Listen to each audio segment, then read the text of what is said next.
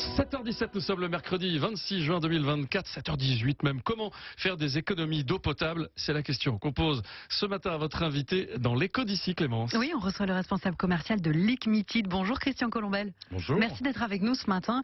Vous êtes donc le responsable régional de cette start-up qui depuis 2019 fait la chasse aux fuites d'eau grâce à l'intelligence artificielle. Qu'est-ce que ça veut dire exactement? Alors, ça veut dire en fait qu'on va utiliser un algorithme pour déterminer quels sont les facteurs qui déclenchent une fuite. En fait, on va utiliser l'IA pour nous permettre de faire des calculs assez complexes sur énormément de variables. On ne s'intéresse pas forcément à la conséquence. La conséquence, c'est la fuite en elle-même. On s'intéresse à la cause. Et de cette manière-là, à partir du moment où on a déterminé pourquoi est-ce qu'une fuite apparaît à tel endroit et à tel moment, on est en mesure de pouvoir déterminer quand est-ce qu'elle apparaîtra. Et c'est ça qui est intéressant, dans un futur proche ou lointain. Mais ça veut dire que vous avez cartographié, je ne sais pas moi, tous les réseaux d'eau de Toulouse, par exemple, concrètement? Non, on s'appuie sur les cartographies des collectivités avec qui on travaille. Elles ont toutes ce qu'on appelle un SIG, c'est une espèce de cartographie de leur réseau d'eau. Un système informatique géographique. Absolument. Ouais. Et c'est à partir de ce système-là, à partir de ce plan-là que l'on peut travailler avec d'autres éléments, comme par exemple leur historique de fuite. On va aussi rajouter beaucoup de variables, des variables qu'on appelle statiques. Des choses qui sont immuables. Est-ce que la canalisation est sous chaussée? Est-ce qu'elle est en plein champ? Est-ce que c'est en pente?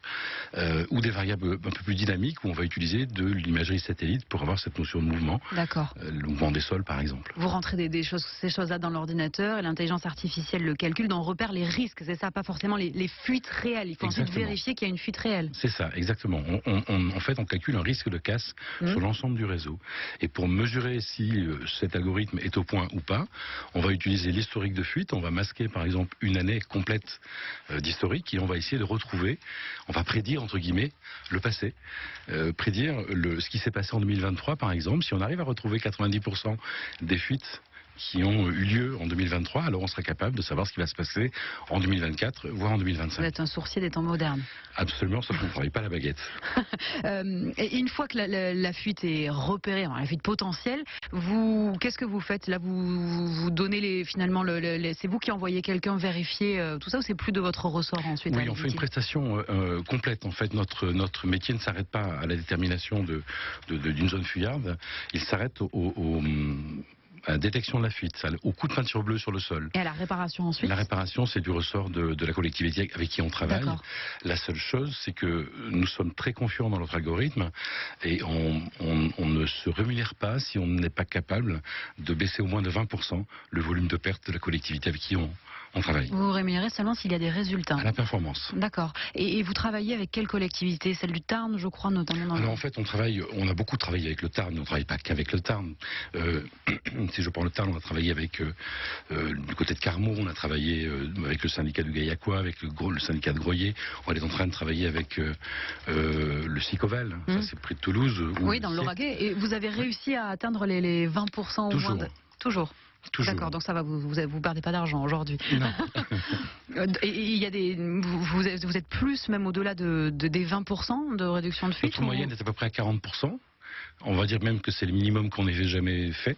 On n'a jamais fait moins que 40% de volume. On parle bien de volume d'eau, hein. On ne parle pas de nombre de fuites, ça n'a pas de sens de raisonner en nombre de fuites. 40% de réduction de perte de volume. 40% de baisse, c'est assez énorme. Ça peut représenter par exemple pour un syndicat comme le SIEMED à Lavore, on a travaillé à Lavore, on lui a permis d'économiser un peu plus de 105 000 mètres cubes d'eau sur une année. Ça représente quand même quelques milliers d'euros. Ouais. Et à Toulouse, vous ne travaillez pas encore avec Pas encore, parce qu'à Toulouse, il y a un délégataire, il y a l'entreprise Veolia qui travaille sur ces sujets-là et qui fait les choses très bien, puisque le rendement du réseau d'eau potable à Toulouse est plutôt très bon. Et est-ce que vous travaillez avec les particuliers? Si par exemple je me dis j'ai une fuite chez moi, l'intelligence, c'est pas de votre ressort. C'est XXL. On travaille à partir de 100 km de réseau.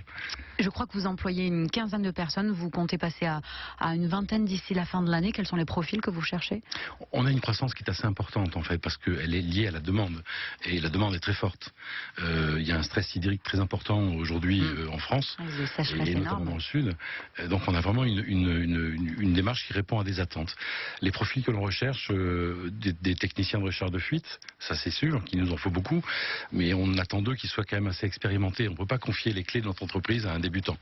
Puisqu'on s'engage à une performance, il faut que la personne en question soit quand même doués. Et votre entreprise s'appelle Liquimity. Vous en êtes le responsable régional dans le Sud-Ouest, Christian Colombel. Merci d'avoir été avec nous ce matin dans l'Éco d'ici. Bonne journée à vous. Merci beaucoup. L'Éco d'ici que vous retrouvez aussi sur votre appli ici.